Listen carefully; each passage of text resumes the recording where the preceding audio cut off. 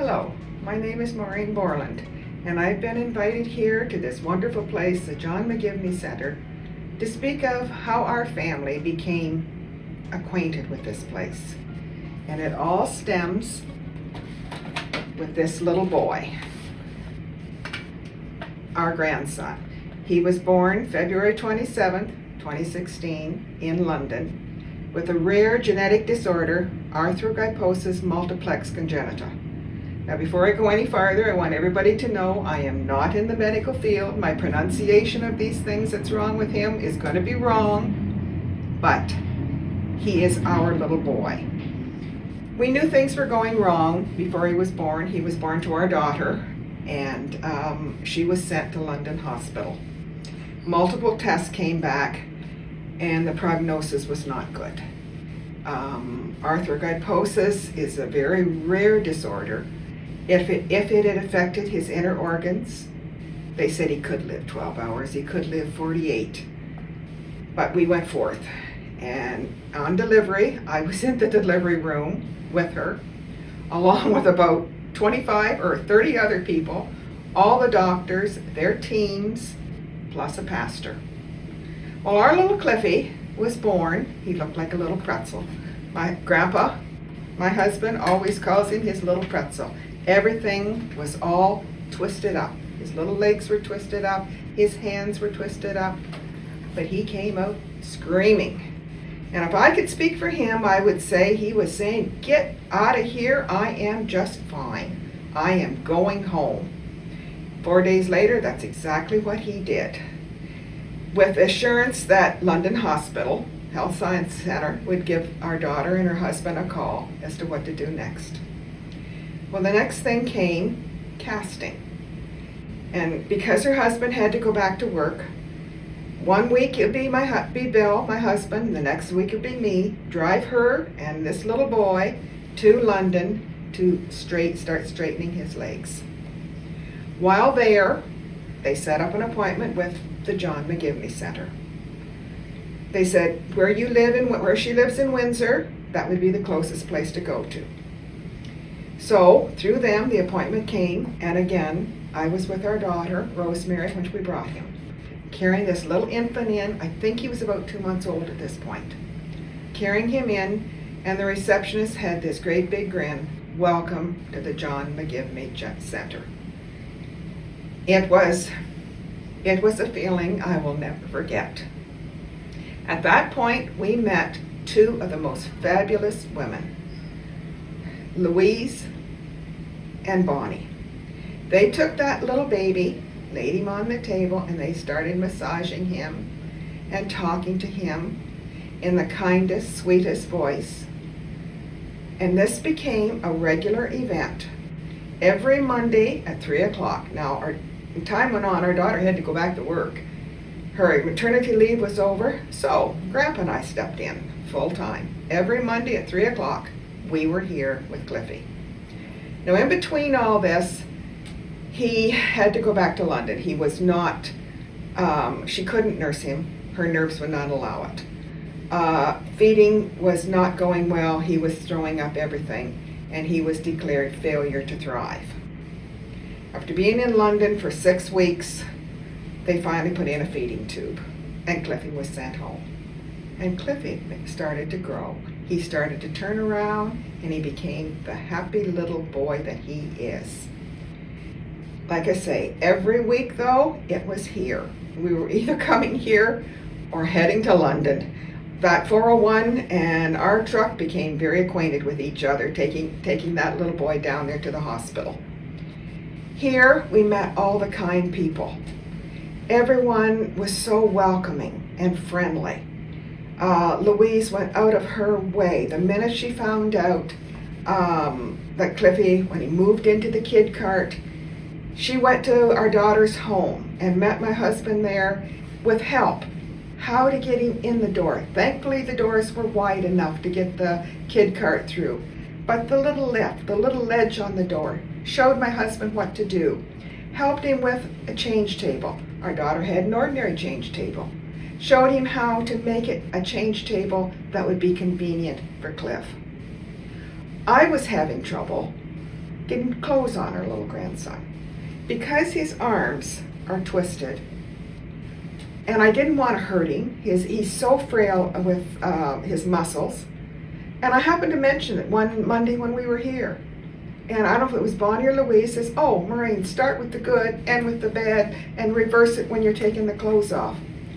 Thank you immensely. After that, I wasn't sweating so bad every time I had to dress him or whatever we were doing with him. Cliffie prospered. We call the words Cliffie's world. He loves to sit outside. He loves to look around and at his neighbors, at the people that he loves. He can't talk. He never will. After multiple operations, with the high hopes that he would walk, he is not going to. We have accepted it, his mother has accepted it, and we simply go on. We simply take day by day. Again, Louise went to his daycare and helped train them there. She went the extra mile for my family, for my Cliffie. Clifford John, but he's always been Cliffie, and if you get to know him, you know him as Cliffie. He is bright, he is aware of his surroundings, and once he gets to know you, he will squeal in delight when he sees you. And we saw this every week. When Bill and I would come to bring him here for his therapy lessons, when Louise would come down the hall, he would start squealing when he saw her, and he did the same with Bonnie. Through this wonderful place here, we met the speech pathologist trying to work with him. We met the person, and I do not remember his name, the kind person that helped to adjust his kid cart. And when he got big enough for the wheelchair, helped fit him with that. Helped my daughter and us go to the resources that was necessary, right down to the bags for the feeding tube. This, as I said, we are not in the medical field. We did not know where to go. We were drowning in the lake until we met the kind people that work here. When it became time for Cliffie to go to school, the winter before, Louise says, I'm going to have him evaluated. We want to keep him here if we can at all. He was evaluated and accepted here. Before he came, our daughter said to his mom, they're having an open house, but she says, I have to work. Will you go? Well, Bill and I jumped at the chance. We came, and the children that we met made a lasting impression on us. One little boy in particular was working on his speaking machine. There's a proper word for it. I don't have it. And Bill stopped to him. He says, hi, my name is Bill. And he typed in, my name is, we'll call it Dave. That made a lasting impression on us. We went home and said to Rosemary, Cliffie's going to the right place. So we met all these new people, his personal support workers, the nurses, the teachers, everybody. The kindness overwhelmed us. The kindness that we met of the people here, they are special. This place is special. Last year, at the end of the year, unbeknownst to our daughter, Cliffie came home with a scrapbook, and I have it with me today. Those teachers, every month, took pictures of their students, what they were doing. You'll see in the fall, they're outside. They take the extra time to deal with them. Christmas time, what they do with these children to make their lives as normal as they can be. The month of February, his birthday month, there's a picture of him with a little crown on his head. It's amazing. Last year, after COVID, they were beginning to come out of COVID. The children were taken to the Miracle Diamond Field here in Windsor. What a sight to see. All these buses come in and all these children coming off them to give them a day of kind of normal that the rest of the kids, rest of our children, as I said, I have 6 other grandchildren, very normal, living normal lives. But there's Cliffie. He's living the normal life that he can. And these teachers here are helping. The teacher signed the back of this book when he went home. And I'd like to read a little bit of what they wrote. I apologize in advance because it does get to me. Cliffie, your smile and laughter bring us so much joy. Have a wonderful summer. Another one, thanks for a fun year. Have an amazing summer. And another, keep bringing your sweet, silly self, Cliffie. The world needs your love and laughter. Have a fun summer. And I'm going to end with these children here. People will say, oh, they have disabilities. Yes, they do. But they're God's angels on earth. I fully believe this. And this place are the wings, the angels' wings helping these children. Cliffie, it's time to say goodbye today.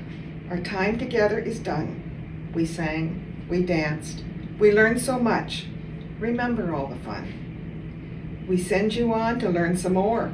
There's more to learn, it's true. You'll always be a part of us. We'll be a part of you. We saw the smile grow on your face when you discovered something new. We watched as your sparkling eyes lit up.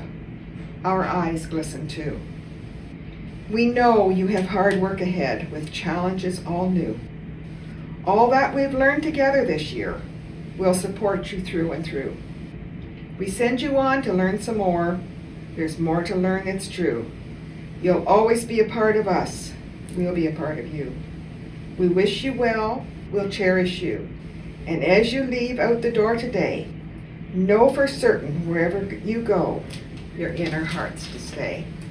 Well, however long Cliff spends here, whatever the future brings, my family, we will never forget the experiences here at the John McGivney Center. Thank you for listening.